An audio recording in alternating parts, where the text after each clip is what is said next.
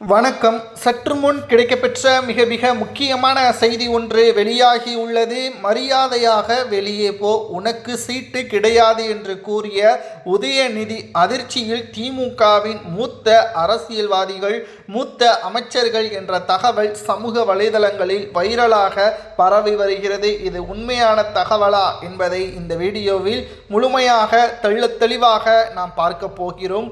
அதாவது சட்டசபை தேர்தல் நடைபெறுவதற்கு இன்னும் 5 மாதங்கள் மட்டுமே உள்ளது. திராவிட முன்னேற்ற கழகம் 2026 சட்டசபை தேர்தலில் வெற்றியடைய வேண்டும் என்றால் சுமார் 156 தொகுதிகளில் தனி பெரும்பான்மையுடன் ஆட்சியை கைப்பற்ற வேண்டும். அது மட்டுமல்ல, புதிதாக அதிமுக, திமுக என்று போட்டிகள் இல்லாமல் தமிழக வெற்றி கழகம் என்று புதிதாக மக்கள் மத்தியில் வரவேற்பை பெற்று கொண்டிருப்பதன் காரணமாக இளைஞர்களும் குடும்ப பெண்களும் அதிக அளவு ஓட்டுக்கள் இந்த முறை செலுத்துவார்கள் என்றும், புதிய வாக்காளர்கள் மாற்றத்தை எதிர்நோக்கி காத்து கொண்டிருக்கிறார்கள் என்ற உளவுத்துறை சொன்ன தகவலின் அடிப்படையில் மூத்த அமைச்சர்கள், அதாவது வயது மூப்பில் இருக்கக்கூடிய அமைச்சர்கள், அவர்கள் மீது புகாரில் இருக்கக்கூடிய அமைச்சர்கள் இந்த முறை தேர்தலில் போட்டியிட வேண்டாம்.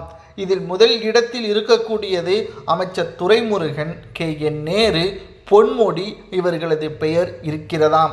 இவர்களுக்கு சீட் வழங்க வேண்டாம் என்றும் மரியாதையாக உதயநிதி அவர்கள் ஏற்கனவே ஸ்டாலின் அவர்களிடம் தெரிவித்திருக்கிறார்.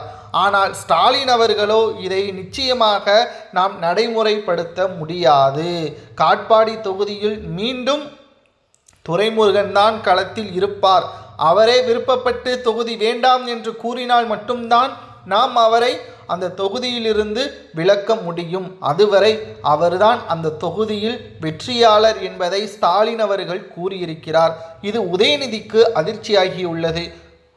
துரைமுருகன் செய்த ஊழலை வைத்து அதிமுகவும் தாவேகாவும் பிரச்சாரம் செய்தால் அது நிச்சயமாக கணிசமான ஓட்டுக்களை இழக்க நேரிடும். இளைஞர்களுக்கு வாய்ப்புகளை கொடுப்போம். இளைஞர்கள்தான் தற்பொழுது நேரடியான போட்டி அரசியலில் தற்பொழுது களமிறங்கக்கூடியவர்களாக இருப்பார்கள், நம் பேச்சை கேட்கக்கூடியவர்களாக இருப்பார்கள் என்று எவ்வளவோ உதயநிதி கூறினாலும், கலைஞர் காலத்தில் இருந்தவர் முதல்வர் பதவிக்கு அவர்தான் தகுதியானவர், அதை விட்டு கொடுத்தவர் துரைமுருகன் என்று அந்தர்பல்ட்டியும் ஸ்டாலின் அடித்திருக்கிறார்.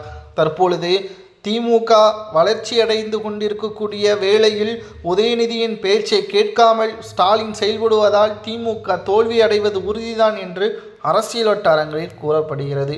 உதயநிதி கூறியது சரியா, சீட் வழங்க முடியாது என்று கூறியது சரியா தவறா என்பதை உண்மையான தொண்டர்கள் கமெண்ட் வாயிலாக கூறுங்கள்.